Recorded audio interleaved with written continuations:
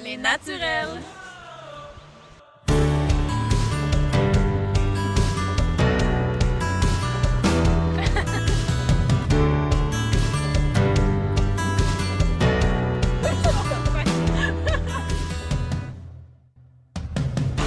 Coupé. Dans cette vidéo-ci, on va partir à la recherche des tortues d'eau douce du Québec à deux endroits.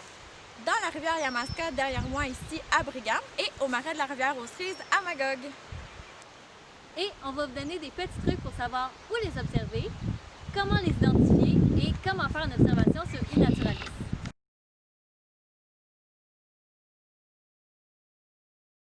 Au Québec, on compte 8 espèces de tortues d'eau douce et une marine. Aujourd'hui, on va se concentrer sur deux espèces en particulier, la tortue serpentine et la tortue peinte. Donc on va vraiment dans deux extraits parce que les tortues d'eau douce peuvent prendre des formes vraiment différentes. La tortue serpentine, elle peut aller faire jusqu'à 50 cm le diamètre de sa carapace, tandis que la tortue peinte, elle est environ un maximum de 25 cm de diamètre environ. La tortue serpentine, elle a vraiment un look préhistorique avec une longue queue, avec des écailles, sa tête aussi qui s'étire avec une mâchoire très puissante. Ça fait un beau contraste avec la tortue peinte qui est plus délicate avec sa carapace foncée, très lisse, avec des belles couleurs. Donc tortue peinte, elle porte bien son nom. Elle a des lignes jaunes, des lignes oranges. Le plastron, donc le dessous de sa carapace, il est orangé également. Donc c'est des bons critères pour pouvoir distinguer les deux espèces. Les tortues sont des animaux fascinants. Ils ont un rôle écologique bien important auquel on ne pense pas toujours. Ils contribuent à nettoyer nos lacs et nos rivières parce qu'elles sont omnivores, donc elles mangent autant des plantes aquatiques, des algues, des poissons et également beaucoup de carcasses dans le fond des lacs. Donc c'est très utile pour avoir des lacs en santé. On peut observer les tortues dès le printemps, donc de avril jusqu'à octobre, jusqu'à temps qu'elles aient hiberné au fond de nos lacs, en fait s'enfouir dans la vase pour se protéger de nos hivers.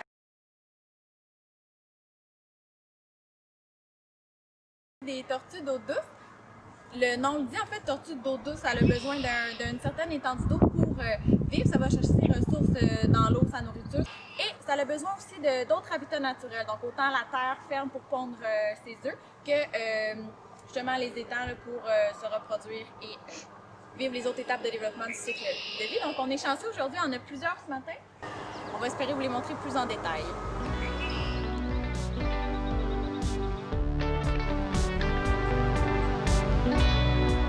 Il y a comme 5 tortues peintes en ce moment.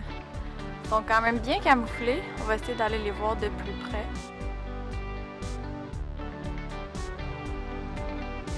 On vient de repérer des tortues peintes. Les tortues peintes sont quand même facilement identifiables parce que leur carapace est lisse. En fait, ça a l'air des fois un peu de roche brillante, là, mais c'est facile de savoir que c'est une tortue parce que c'est rare qu'une roche, ça va tenir aussi agilement sur une bûche qui flotte dans l'eau. Les tortues sont sorties en ce moment puisqu'ils sont des ectothermes. Ils sont en train de se faire bronzer au soleil pour prendre un peu de chaleur.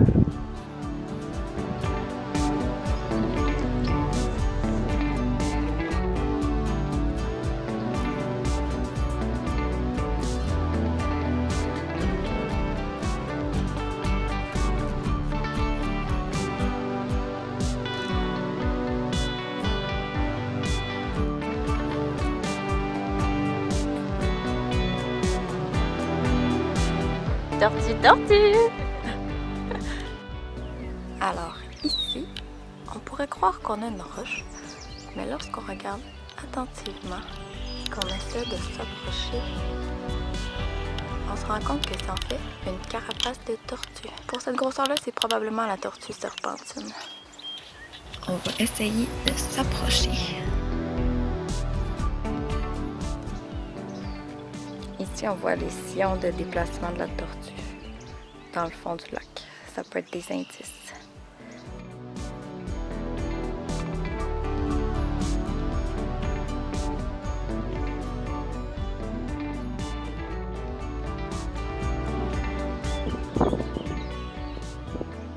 Un truc aussi pour voir les tortues, c'est de sortir dans les journées ensoleillées parce que c'est là qu'elles vont aller se réchauffer, comme la grosse serpentine qui est juste ici.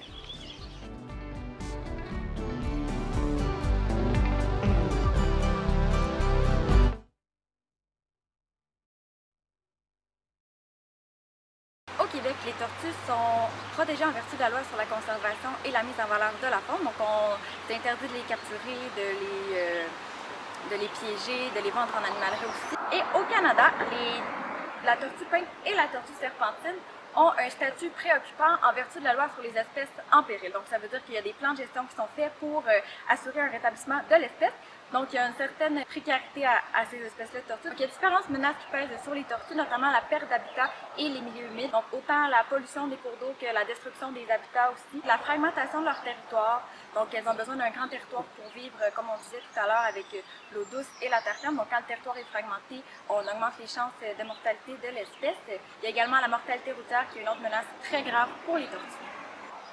Les tortues sont sur Terre depuis plus de 200 millions d'années et ça serait dommage qu'en raison de l'activité humaine, on perde cette espèce-là fascinante qui nous rend plusieurs services. La tortue est une espèce qui vit lentement et très longtemps. Par exemple, les tortues peintes, ça prend jusqu'à 12 ans avant que les tortues puissent commencer à se reproduire, les femelles.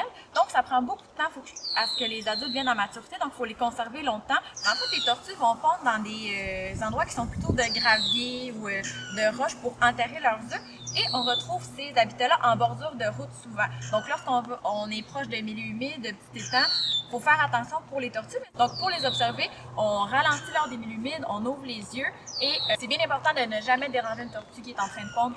Si jamais vous voyez des tortues, que ce soit sur le bord de la route, si elle est blessée ou si vous voyez des sites de ponte que vous aimeriez protéger, bien, je vous invite à communiquer avec les organismes de la région qui peuvent vous aider. Il y a un répertoire sur le site carapace.ca qui permet d'aller trouver rapidement des personnes ressources pour vous aider avec la tortue que vous avez observée. Bien sûr, on peut le noter sur iNaturalist. Toutes les observations sont bonnes en fait, puis le meilleur moyen en fait d'aller les observer, c'est sur le bord des routes parce qu'elles sont plus à découvert que dans les milieux naturels.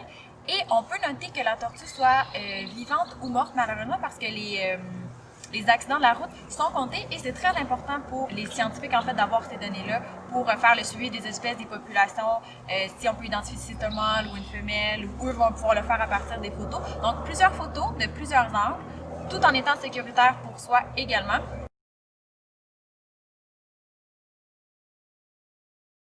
L'organisation carapace.ca nous a transmis des informations vraiment super intéressantes qui prouvent que chaque geste en conservation a vraiment un impact réel.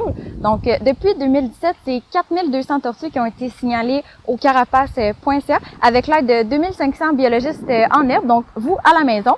Ça leur a permis d'identifier 75 points chauds où la mortalité routière était plus importante. Et en identifiant ces endroits comme ça nous permet de mettre en place plus d'actions de conservation, plus d'actions de mise en valeur de l'habitat des tortues. Par exemple, en faisant des pancartes de signalisation comme ça pour aviser aux gens d'être plus attentifs sur les routes, de porter attention. Il y a aussi des traverses pour tortues et amphibiens, des reptiles amphibiens en fait qui ont été aménagés par exemple près des marais. Donc, ça évite un taux de mortalité trop élevé si on veut pour les populations. Et chaque geste de conservation compte. Donc, chaque tortue qui est épargnée peut vraiment faire la différence parce que les activités humaines amènent des menaces supplémentaires pour les tortues. Et des scientifiques ont évalué que, par exemple, pour la tortue des bois et la tortue mouchetée, un taux de mortalité de 5%, de plus de 5% en fait, pourrait mener au déclin d'une population. Donc, c'est vraiment important de se rendre compte que ça fait vraiment une différence qu'est-ce qu'on peut faire, puis les projets de conservation servent à quelque chose. Donc, on maintient les populations de tortues en santé grâce à vous qui participez à des projets de conservation. Pour faire un signalement, on peut se rendre au carapace.ca. Ensuite, on complète un petit formulaire, donc une fiche de signalement avec des informations sur l'observateur, où on a observé la tortue. Ensuite, on a quelques informations à remplir sur notre observation. Donc, combien de tortues étaient présentes, où se trouvait la tortue, par exemple, près de la route ou encore dans un habitat naturel. Est-ce que la tortue était vivante, blessée, morte, parce que les tortues mortes, ça compte aussi dans les statistiques. Donc, si on a une idée de l'espèce, on peut la sélectionner. On doit ensuite indiquer si elle a un comportement de nidification évident, donc si elle est en train de pondre ou encore si vous avez vu des œufs, donc ici non. On va aller chercher des photos, donc on peut vraiment mettre plusieurs pour s'assurer de valider notre observation et aussi pour donner plus d'indices sur l'habitat de la tortue où on l'a observé. On peut ajouter des informations additionnelles pour savoir comment allait la tortue, quel était son habitat, si c'était près d'une route, est-ce que la circulation était dense, est-ce que les voitures semblaient ralentir, est-ce que c'est près d'un endroit achalandé. Donc, toute information qui peut être pertinente, on peut l'ajouter. Ensuite, d'autres petites questions à remplir et c'est pas plus compliqué que ça. On clique ensuite sur « Envoyer ».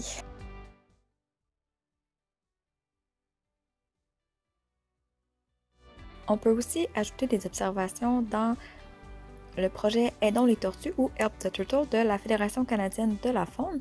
Donc, pour aller trouver des projets sur iNaturalist, on va dans le menu Projet. On peut aller faire une recherche rapide avec le mot-clé tortue. On voit également que le projet Carapace peut être utilisé pour signaler nos observations. Donc, on peut sélectionner Aidons les tortues. On va voir à quoi le projet ressemble et quelles sont les informations qui ont déjà été entrées. Donc, on a une petite description ici du projet Aidons les tortues qui est le même principe que Carapace, donc pour savoir où sont situées les tortues pour aider à leur conservation. On va ensuite joindre le projet pour nous permettre ensuite d'ajouter nos propres observations.